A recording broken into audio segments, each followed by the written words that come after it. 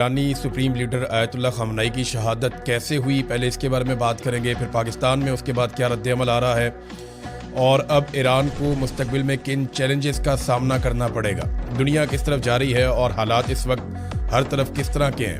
لیکن سب سے پہلے جو بڑی خبر ہے کہ یہ واقعہ ہوا کیسے، اس کے بارے میں آہستہ آہستہ امریکن میڈیا بتا رہا ہے۔ ایک تو اس میں کچھ امریکی میڈیا نے یہ بھی دعویٰ کیا کہ عرب حکمران خاص طور پہ محمد بن سلمان کا نام آیا کہ ان سے ڈونلڈ ٹرمپ کی مشاورت ہوئی اور رابطے ہوئے تھے اس واقعے سے پہلے، اور وہاں یہ دعویٰ کیا جا رہا ہے، حالانکہ سعودی عرب کی جانب سے کسی قسم کی کنفرمیشن نہیں ہے اور نہ سعودی عرب نے اس کے اوپر کوئی بیان جاری کیا ہے، تو وہ انتظار کرنا پڑے گا۔ لیکن وہ عرب حکمرانوں کو بھی اس کے اندر لپیٹ رہے ہیں کہ جناب آیت اللہ خامنئی کی شہادت اور ایران کے اوپر اٹیک میں عرب حکمرانوں کی مرضی شامل تھی، جبکہ کچھ عرصہ پہلے ہم نے یہ خبر بھی دی تھی اور سعودی عرب میں اور عرب ممالک کے جو اخبارات ہیں ان کے اندر یہ چھپا بھی تھا کہ سعودی عرب نے امریکہ کو ایران پر حملے کے لیے اپنی ایئر سپیس دینے سے منع کیا تھا۔ بہرحال یہ جو خبر آئی ہے، نیو یارک ٹائم نے یہ انکشاف کیا ہے کہ آیت اللہ خامنئی کو کیسے شہید کیا گیا۔ نیو یارک ٹائمز کے مطابق CIA کئی مہینے سے آیت اللہ خامنئی کی جاسوسی کر رہی تھی۔ CIA کو یہ انٹیلیجنس مل چکی تھی کہ ہفتے کی صبح آیت اللہ خامنئی اعلیٰ ایرانی عہدیداران کے ساتھ ایک اہم میٹنگ کرنے جا رہے ہیں۔ CIA نے اپنی انٹیلیجنس، جس میں آیت اللہ خامنئی کی لوکیشن کے بارے میں درستگی پائی جاتی تھی کہ جناب یہ معلومات بالکل ٹھیک ہے، اسرائیل کے ساتھ شیئر کی۔ پہلے اسرائیل اور امریکہ کا ارادہ تھا کہ رات کے وقت حملہ کیا جائے، لیکن ہفتے کی صبح میٹنگ کی اطلاع ملنے پر دونوں نے دن کے وقت حملے کا وقت ایڈجسٹ کر لیا۔ ایران بھی صبح کے وقت حملے کا سوچ نہیں رہا تھا، ایران کو شاید یہ غلط فہمی تھی کہ حملہ ہوگا تو رات میں ہوگا۔ سپریم لیڈر آیت اللہ خامنئی کی صدارت میں صبح 9 بجے بہت سارے لوگ جو ان کے ساتھ موجود تھے، بڑے اہم ترین لوگ ہیں، جن میں کمانڈر ان چیف پاسداران انقلاب، وزیر دفاع اور سربراہ ملٹری کونسل، کمانڈر پاسداران انقلاب، اسلامی فضائی فورس اور نائب انٹیلیجنس وزیر، یہ بہت سارے لوگ اور بھی موجود تھے۔ ان کا اجلاس طے تھا۔ ہفتے کی صبح 6 بجے چند امریکی جنگی جہاز یہ تل ابیب سے نکلے، یہ اسرائیل کا دارالحکومت ہے، وہاں سے نکلے، جو طویل فاصلے تک مار کرنے والے انتہائی جدید اور درست نشانہ لگانے والے ہتھیاروں سے لیس تھے۔ طیاروں کے اڑان بھرنے کے 2 گھنٹے اور 5 منٹ کے بعد، یعنی جو تہران کے اندر، ایران کے اندر اس وقت تھا، اس کے مطابق صبح 9:40 پر آیت اللہ خامنئی کے کمپاؤنڈ کو نشانہ بنایا گیا۔ حملے کے وقت ایرانی قومی سلامتی کے اعلیٰ حکام کمپاؤنڈ کی ایک عمارت میں موجود تھے، جبکہ سپریم لیڈر خامنئی ساتھ ہی جو دوسری عمارت ہے اس کے اندر موجود تھے۔ حملے میں آیت اللہ خامنئی موقع پر شہید ہو گئے۔ وہاں موجود ایرانی دفاعی نظام کے عہدیداران، وہ بھی بہت سارے تھے، وہ بھی شہید ہو گئے۔ امریکہ نے خامنئی کے ساتھ ساتھ دیگر ایرانی ملٹری کمانڈرز اور عہدیداران کی لوکیشنز بھی حاصل کی حملے کے لیے، اور وہاں پہ بھی حملے کیے، لیکن ان میں سے بہت سارے بچ گئے۔ خوفناک بات یہ ہے کہ CIA کو اسی سورس نے آیت اللہ خامنئی کی لوکیشن بتائی ہے، جس کی ریکی پر جون میں ایرانی شخصیات کو نشانہ بنایا گیا تھا، یعنی 2025 کے جون میں جب ایران کی اہم ترین شخصیات کو نشانہ بنایا گیا۔ آپ کو یاد ہے کہ تب کچھ ایٹامک سائنٹسٹ اور باقی جو ان کے میزائلز بنانے والے سائنٹسٹ ہیں ان کو نشانہ بنایا گیا تھا آج سے 6 ماہ پہلے۔ تو وہی جو انٹیلیجنس سورس ہے اس نے ہی یہاں پہ دوبارہ سے یہ کام کیا ہے۔ تو ایران کی ایک بہت بڑی انٹیلیجنس کی ناکامی ہے۔ ایران کی انٹیلیجنس کو اس بات کا آئیڈیا ہونا چاہیے تھا کہ آیت اللہ خامنئی کو اس وقت اتنا ولنریبل نہیں رکھنا، اور ان کو یہ بھی اندازہ ہونا چاہیے تھا کہ امریکہ اور اسرائیل اس لیول تک بھی جا سکتے ہیں، کیونکہ دیکھیں سربراہ مملکت کو نارملی اس طرح اٹیک نہیں کیا جاتا، لیکن تھوڑے دن پہلے وینزویلا کے صدر کو امریکہ اٹھا کر لے گیا، تو اب آپ کیا توقع کر سکتے ہیں۔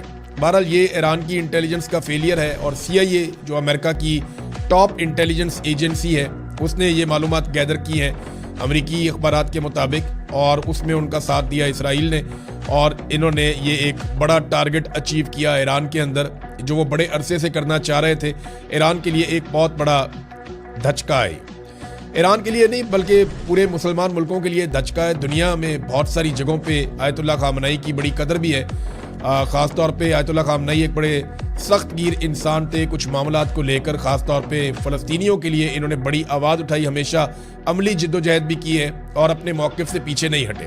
اب رد عمل آ رہا ہے، مسلمان ملکوں میں آ رہا ہے، ایران کے اندر بہت بڑا رد عمل آیا، بہت بڑے پیمانے پر عوام نکل کر سڑکوں پہ آ گئے۔ اب اگر آپ دیکھیں تو یہ بہت بڑے بڑے ہجوم ہیں جو آیت اللہ خامنئی کی حمایت میں ایران میں نکلے ہیں، یعنی ایک بھی مخالف ہجوم اتنا بڑا نہیں نکلا، اس سے پہلے ہم نے دیکھا بھی نہیں، لیکن آیت اللہ خامنئی جو ہیں ان کی شہادت کے بعد بہت بڑی تعداد میں ایرانی اکٹھے ہوئے ہیں، اور اس سے جو ہمدردی ہے موجودہ رجیم کی ایران کے اندر اس میں اضافہ ہوا ہے۔ اب نئے سپریم لیڈر مقرر کیا گیا ہے ایک اور شخصیت کو، ان کا نام ہے آیت اللہ علی رضا عرافی۔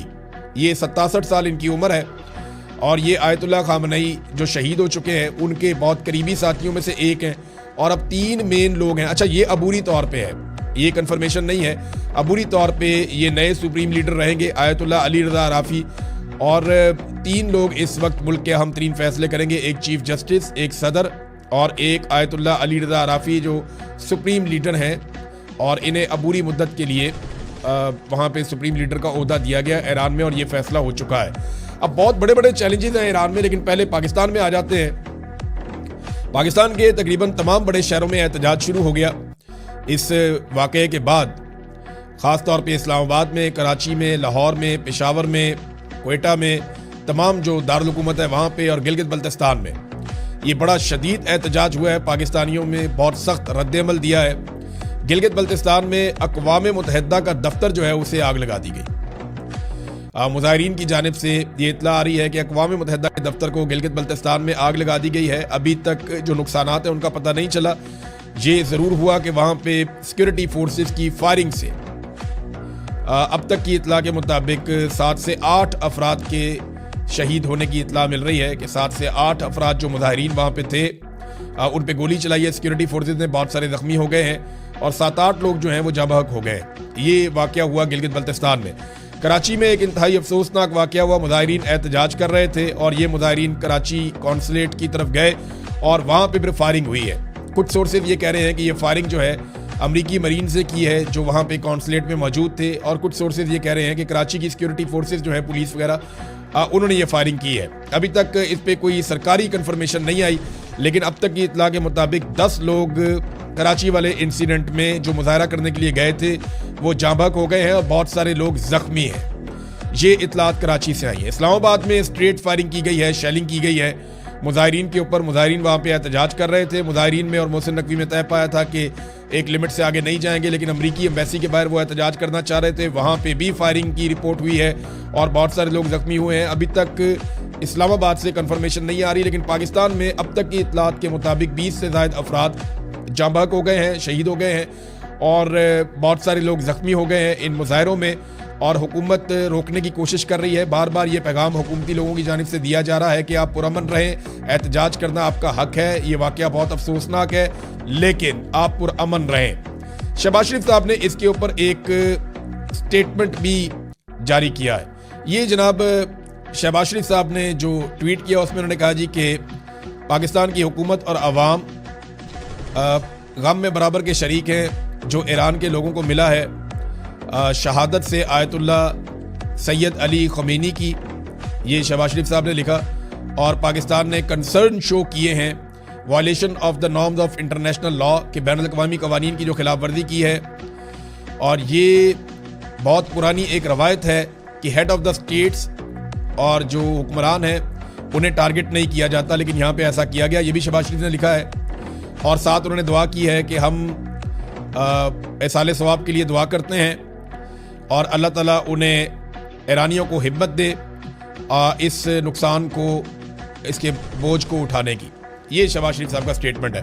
شہباز شریف کے سٹیٹمنٹ میں کہیں پہ بھی اسرائیل کا یا امریکہ کا ذکر نہیں ہے، انہوں نے کہیں پہ بھی اسرائیل یا امریکہ کی مذمت نہیں کی۔ اس کے اوپر بہت تنقید ہو رہی ہے شہباز شریف صاحب پہ کہ آپ کھل کر بولتے کیوں نہیں، آپ نام کیوں نہیں لیتے۔ تو اس کے بعد بلاول نے جو ایک سٹیٹمنٹ جاری کیا، پاکستان پیپلز پارٹی نے بلاول کی جانب سے، تو بلاول کا سٹیٹمنٹ بھی ایسے ہی ہے ممی ریڈی قسم کا، ہومیوپیتھک، اس میں بھی امریکہ کا نام نہیں لیا گیا۔ اور جتنے بھی حکومتی وزراء سٹیٹمنٹ دے رہے ہیں یا حکومتی لوگ سٹیٹمنٹ دے رہے ہیں، اس میں وہ امریکہ کو، ڈونلڈ ٹرمپ کو، CIA کو اس خبر کے آنے کے باوجود وہ کسی طرح کی مذمت ان کی نہیں کر رہے۔ پاکستان کی کوشش یہ ہے کہ وہ مذمت بھی کر لیں، مظاہرین کو بھی راضی رکھیں، اور گول مول کر کے معاملہ نمٹا دیں، اور امریکہ اور ڈونلڈ ٹرمپ کی ناراضگی بھی نہ ہو۔ اب جناب بڑا سوال یہ پیدا ہوتا ہے کہ آیت اللہ خامنئی کے بعد ایران کیسا ہوگا. یہ بہت بڑے بڑے چیلنجز ہیں.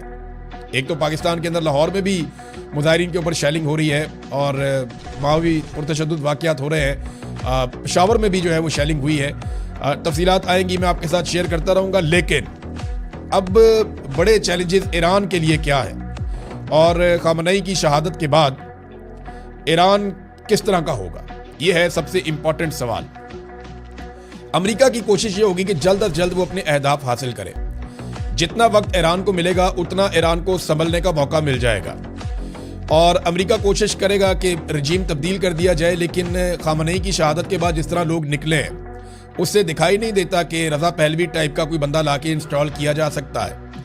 ہاں, جو موجودہ رجیم ہے اس وقت, اس کو ابھی تباہ کرنا ایسا لگتا ہے ممکن نہیں ہے. ہاں, اگر امریکہ کچھ کر سکتا ہے تو وہ دباؤ بڑھا سکتا ہے کہ ایران کی رجیم کو دباؤ میں لیا جائے اور اہم ترین معاملات پہ ایران کو پیچھے ہٹنے پر مجبور کیا جائے. ایران حزب اللہ کی, حماس کی اور حوثیوں کی حمایت کرتا چلا آیا ہے, ان کی سپورٹ کرتا چلا آیا ہے, جس کی وجہ سے امریکہ کو, اسرائیل کو اور کچھ عرب ممالک کو یہ پرابلم بھی رہا ہے. اب ایران کو ان چیزوں سے پیچھے کیسے ہٹایا جا سکتا ہے؟ ایران کے لیے, ایران کے اندر بڑے چیلنجز ہیں. ان کی معیشت بہت بری طرح دھچکا لگا اسے پچھلے چند مہینوں میں نہیں, اب چند سالوں میں کہہ سکتے ہیں. لیکن آیت اللہ خمینی اپنے موقف سے پیچھے نہیں ہٹے. انہوں نے کافی حد تک ایران کو خود مختار کیا. ایران اپنے بازوؤں پہ بھروسہ کرتا تھا دنیا کی بجائے. رشیا کے ساتھ ان کے اچھے تعلقات تھے. پیوٹن نے جو سٹیٹمنٹ دیا ہے وہ زیادہ بہتر سٹیٹمنٹ ہے پاکستانی وزیر اعظم سے. انہوں نے کھل کر امریکہ اور اسرائیل کی مذمت بھی کی ہے اور اس واقعے کے اوپر غم و غصے کا اظہار بھی کیا. اب ناظرین, امریکہ جو ہے وہ کوشش کرے گا کہ ایران کو اپنے مطابق چلائے, اور ایران کو بہت سارے چیلنجز ہیں. یعنی اس سے پہلے کسی بھی ایرانی حکمران کو اتنے مشکل حالات میں حکومت نہیں ملی جتنے مشکل حالات میں موجودہ سپریم لیڈر آئے ہیں. یہ ان کا بہت بڑا امتحان ہے کہ وہ کس طرح سے اندرونی اور بیرونی خطرات سے ایران کو نکالتے ہیں. دیکھیں, ایران کے اندر بھی انہوں نے اپنے آپ کو مضبوط رکھنا ہے, اپنی کمانڈ اینڈ کنٹرول رکھنا ہے, اور ایران کے اندر لوگوں کو مطمئن بھی رکھنا ہے, ایران کی حفاظت کی ذمہ داری بھی کرنی ہے, اور دوسرا جو بیرونی خطرات ہیں ان سے بھی نمٹنا ہے. ایران لگاتار جوابی حملے کر رہا ہے. ابھی بھی ایران لگاتار جوابی حملے کر رہا ہے اور بہت سارے امریکی تنصیبات کو اور اسرائیل کو وہ نشانہ بنا رہا ہے. اسرائیل کا نقصان بہت تھوڑا ہوا ہے, اسرائیل اور امریکہ دونوں کا نقصان تھوڑا ہوا ہے. اس کی وجہ یہ ہے کہ ان کا بندوبست ایران کی نسبت بہتر ہے. ایران کیونکہ ایک بہت بڑا ملک ہے, وہاں بے شمار لوگ ہیں. جب آپ اٹیک کرتے ہیں تو سویلینز کی کیجویلٹیز ہوتی ہیں. اسرائیل پہ جب اٹیک کیا جاتا ہے تو اسرائیل زیر زمین بنکرز میں چلے جاتے ہیں, وہاں پہ وہ محفوظ رہتے ہیں. انہوں نے پورا بندوبست کیا ہوا ہے. تو اب تک کی اطلاع کے مطابق 6-7 اسرائیلیوں سے زیادہ ہلاکتیں رپورٹ نہیں ہوئی, اور کوئی 20 کے قریب اسرائیلیوں کا بتایا جا رہا ہے کہ وہ زخمی ہوئے ہیں. امریکنز کا نقصان رپورٹ نہیں ہوا, ان کا دفاعی ساز و سامان کا نقصان ہو رہا ہے, انفراسٹرکچر کا نقصان ہو رہا ہے.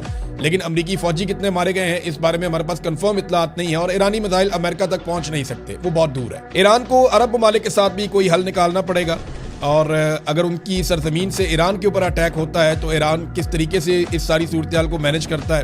میں آپ کو اس کی مثال یہ دیتا ہوں کہ پاکستان کے اوپر پاکستان کی حکومت کہتی ہے کہ بھارت حملہ کرتا ہے افغان سرزمین سے فتنۃ الخوارج کو استعمال کرتے ہوئے, اور پھر اس کے بعد پاکستان اسی بنیاد پر افغانستان کے اوپر ایئر سٹرائکس کرتا ہے. تو اگر یہ آپ کا موقف بالکل ٹھیک ہے, تو اسی طرح ایران کے اوپر جب دوسرے ممالک سے حملہ ہوتا ہے تو ایران واپس اسی جگہ پہ سٹرائک کرتا ہے, یا اسی جگہ کے اوپر ایران جو ہے وہ میزائل داغتا ہے. تو اگر پاکستان کا یہ موقف ٹھیک ہے تو پھر ایران کا بھی یہ موقف ٹھیک ہے. اب ناظرین, جو آیت اللہ خامنئی کی کچھ عام چیزیں تھیں ان میں ایک تو ان کا فتویٰ تھا جس میں انہوں نے کہا تھا کہ ایران کو ایٹم بم نہیں بنانا چاہیے. کیا ان کی شہادت کے ساتھ یہ فتویٰ ختم ہو گیا اور ایران ایٹمی قوت بننے کی کوشش کرے گا؟ دوسری ایک ان کی بڑی خاص بات یہ تھی کہ انہوں نے ایران کو ایک مضبوط فوجی قوت بنایا, خاص طور پہ میزائلوں کے میدان میں, اور ایران کے پاس اتنی بڑی مقدار میں میزائلز ہیں, یہ دنیا کو اس کا آئیڈیا نہیں تھا. اور ابھی بھی جو ایرانی سورسز ہیں وہ یہ کہتے ہیں کہ ایران کئی مہینے تک یہ میزائل داغتا رہے تب بھی اس کے پاس ذخیرہ موجود رہے گا. اگر تو یہ انفارمیشن ٹھیک ہے تو امریکہ اور اسرائیل کے لیے کوئی اچھی خبر نہیں ہے, نہ ہی مڈل ایسٹ کے لیے یہ کوئی اچھی خبر ہے. دوسری جانب سعودی عرب سمیت کچھ اور ملکوں نے بار بار یہ تنبیہ کی ہے کہ اگر ایران نے دوبارہ ان کے اوپر اٹیک کیا یا ان کی سرزمین کے اوپر میزائل داغے تو پھر وہ جوابی حملہ کریں گے. اب یہ ساری چیزیں مینج کرنا کسی بھی نئے حکمران کے لیے بہت مشکل ہے, لیکن ایرانی بار بار اس طرح کی چیزیں دیکھتے رہے اور ان کا سامنا کرتے رہے. اب آپ آ جائیں پاکستان کے اندر. پاکستان کی حکومت کے اوپر دباؤ بہت بڑھ جائے گا, خاص طور پہ شہباز شریف کے اوپر. شہباز شریف نے ڈونلڈ ٹرمپ کو کئی مرتبہ امن کے نوبیل انعام کے لیے نامزد کیا۔ ڈونلڈ ٹرمپ کو پاکستان اور اسرائیل یہ دونوں امن کے نوبیل انعام کے لیے نامزد کر چکے ہیں۔ خمینی کی شہادت کے بعد شہباز شریف پہ بہت دباؤ بڑھے گا اور پاکستان میں عوام کی ایک بہت بڑی تعداد یہ مطالبہ کرے گی، اور یہ مطالبہ شروع ہو گیا ہے کہ پاکستان امن کے نوبیل انعام کے لیے ڈونلڈ ٹرمپ کی نامزدگی واپس لے، اور ایک اور مطالبہ کیا جا رہا ہے کہ پاکستان امریکی سفیر کو پاکستان بدر کر دے۔ اب یہ تو بڑا مشکل کام ہے، یعنی امریکی سفیر پاکستان سے وزیر اعظم پاکستان کو تو ملک بدر کر سکتا ہے۔ کئی دفعہ کئی پاکستانی وزیر اعظم ملک سے نکالے گئے اور امریکی سفیر پھر بھی پاکستان میں رہے، تو امریکی سفیر کو پاکستان بدر کیسے کیا جائے، یہ تو تقریباً ناممکن والی چیز لگتی ہے۔ امریکی جو امبیسی ہے اس کا بھی ایک سٹیٹمنٹ آیا پاکستان میں، اور وہ یہ کہہ رہے ہیں کہ ہم ساری سچویشن کو مانیٹر کر رہے ہیں، ہم صورتحال کو دیکھ رہے ہیں، جہاں جہاں ہماری کونسلیٹس ہیں ان کے پاس کیا ہو رہا ہے۔ اور دوسرا میں آپ کو یہ بتا دیتا ہوں کہ امریکی حکام کی جانب سے پاکستانی حکومت پر یہ دباؤ ڈالا گیا کہ ہمارا کسی قسم کا نقصان نہیں ہونا چاہیے، یہ جو مظاہرین ہماری کونسلیٹ کی جانب آ رہے ہیں یا ہمارے دفاتر کی جانب آ رہے ہیں، انہیں دور دھکیلا جائے، ان کو یہاں سے ہٹایا جائے۔ اور اس کے بعد پھر آپ نے دیکھا کہ پاکستان کی سرکار نے بڑی زوردار طریقے سے کارروائی کی ہے، کیونکہ امریکنز کا حکم آ جائے تو پھر یہ دیکھتے بھی نہیں ہیں۔ آپ نے دیکھا کچھ عرصہ پہلے جو تحریک لبیک کے ساتھ ہوا، ان کے بہت سارے لوگ قتل کر دیے گئے مریدکے میں، ایک قتل عام ہوا وہاں پہ، وہ لیڈرشپ ہی آج تک نہیں ملتی، تو وہ بھی امریکہ کی ایمبیسی کی طرف ہی جا رہے تھے، اور آج بھی جو لوگ اس طرف جنہوں نے منہ کیا انہیں گولیاں مار دی گئیں، اور کچھ جلاؤ گھراؤ ہوا ہے۔